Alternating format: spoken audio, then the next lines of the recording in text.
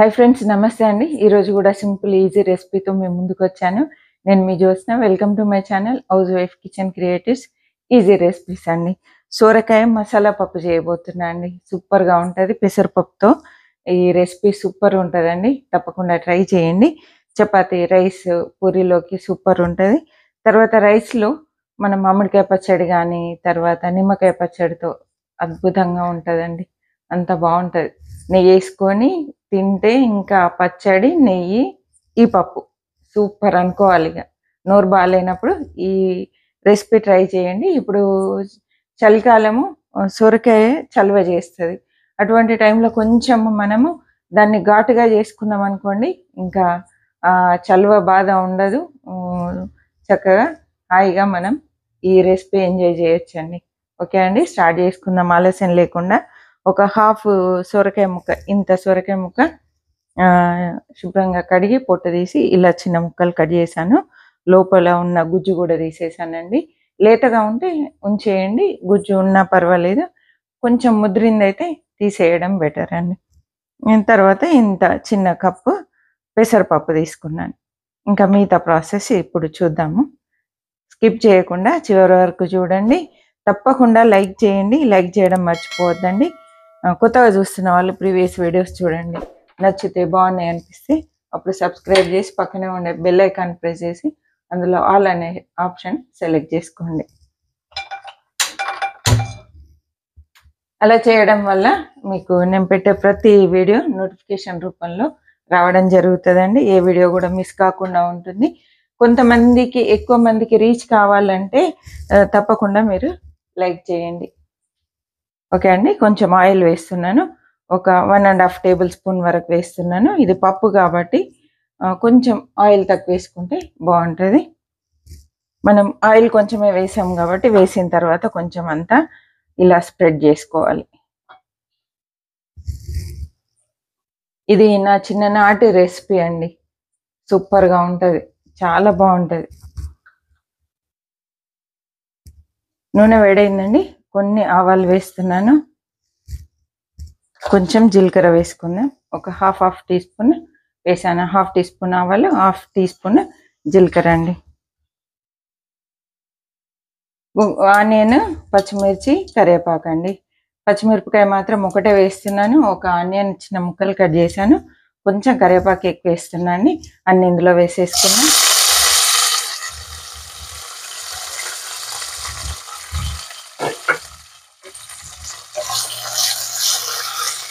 కొంచెం ఇవి లైట్గా వేగాలండి. ఇలా ఆనియన్ లైట్గా వేగిన తర్వాత పప్పు తాలింపులో వేసేసుకోవాలండి. ఇప్పుడు పప్పుకు మంచి కలర్ వచ్చి మంచి స్మెల్ వచ్చే వరకు ఫ్రై చేసుకోవాలి నూనెలో. మనం ఇలా మంచిగా వేగే వరకు వేంపుతాం కాబట్టి ఇందులో ఏది ఉన్నా కూడా పోతుందండి. ఆంటీ కడగకుండా వేసిందని మీకు డౌట్ రావచ్చు. ఇలా వేయడం వల్ల ఏం కాదు. వేంపకుండా డైరెక్ట్ వేస్తే మనకు ఇబ్బంది, కానీ ఇలా వేంపుకుంటే ఏం కాదండి. ఈ హీట్కి ఈ వేగేసరికి ఏది ఉన్నా కూడా నశించిపోతాయి.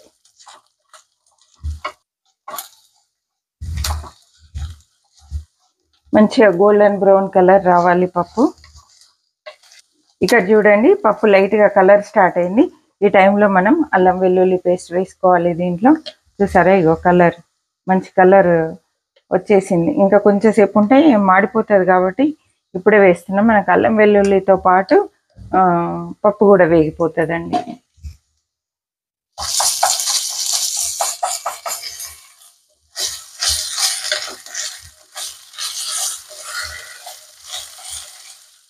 మీకు ఒకవేళ అల్లం వెల్లుల్లి ఇష్టం లేకుంటే స్కిప్ చేయండి.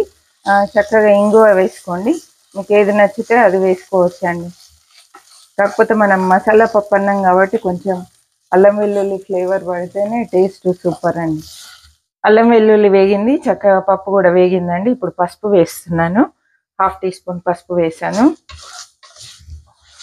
ఇదే టైంలో కారం కూడా ముందుగానే వేసుకోవాలి. కారం ఇప్పుడు పప్పుతో పాటు వేగితే సూపర్ టేస్టీగా ఉంటుందండి. ఒక హాఫ్ టీ స్పూన్ వేస్తున్నా. మీరు తినేదాన్ని బట్టి కారం వేసుకోండి.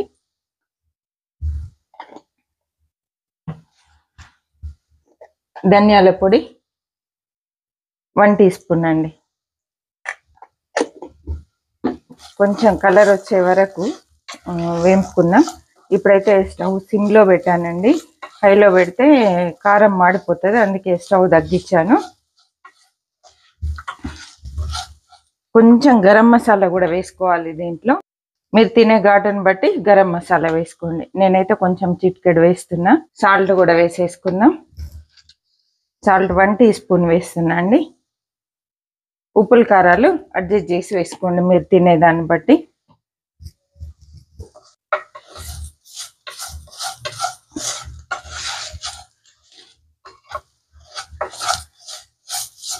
ఇప్పుడు సోరకాయ ముక్కలు వేసేసుకుందామండి.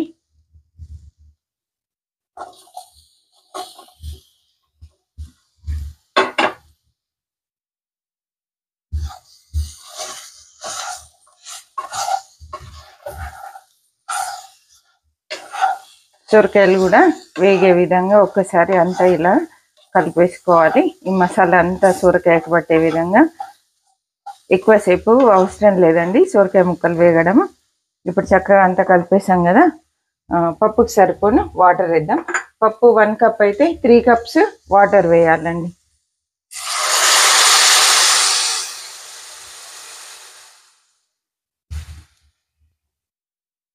ఇలా సొరకాయ ముక్కలు మునిగే వరకు వేసినా కూడా సరిపోతుందండి. లేదా 1 కప్కి 3 కప్స్ వాటర్ వేసుకోండి. ఇప్పుడు మూత పెట్టేసి ఒక 2 విజిల్స్ పెట్టేద్దాం.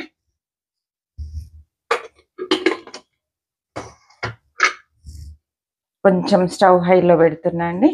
2 విజిల్స్ వచ్చిన తర్వాత వెయిట్ అంతా దిగిన తర్వాత చూద్దామండి. 2 విజిల్స్ వచ్చిన తర్వాత స్టవ్ ఆఫ్ చేశానండి. తర్వాత ఇక వెయిట్ దిగే వరకు ఉంచి పెట్టాను. వెయిట్ దిగింది, చూద్దాం ఇప్పుడు. చూడండి పప్పు ఎంత పర్ఫెక్ట్గా అయిందో. కొంచెం కొత్తిమీర వేసేసుకుందాం ఫ్రెష్గా. కొంచెం స్టవ్ ఆన్ చేస్తున్నా అండి.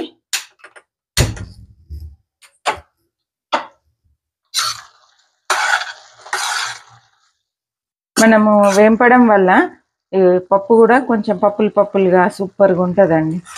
మెత్తగా కావాలంటే 3 విజిల్స్ పెట్టండి. 2 అయితే పర్ఫెక్ట్గా ఉంటుంది. ఇలా కొంచెం సెమీ గ్రేవీ తోటి తర్వాత సొరకాయలు మెత్తగా సూపర్గా ఉంటుందండి.